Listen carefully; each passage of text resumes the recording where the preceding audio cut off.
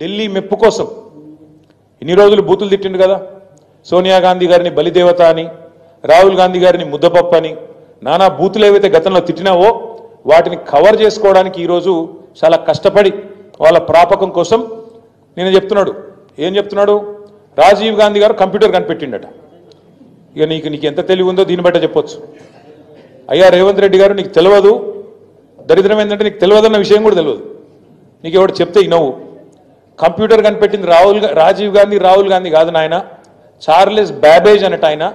పాపం ఆయన కనిపెట్టిండు. ఆయన బాధపడుతున్నాడు, ఎక్కడున్నాడు కానీ ఆయన ఆత్మ అది బాధపడతా ఉన్నది.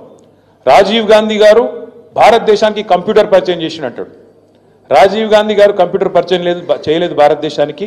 1955లోనే టాటా గ్రూప్ వాళ్ళు బొంబాయిలో మొట్టమొదటి కంప్యూటర్ను వాళ్ళు తీసుకొచ్చినారు. ఇది నీకు తెలియదు. ఆ రోజు రాజీవ్ గాంధీ గారికి 10 ఏళ్ళలో 12 ఏళ్ళలో. ఇది నీ తెలివి, ఇది నీకున్న పరిజ్ఞానం.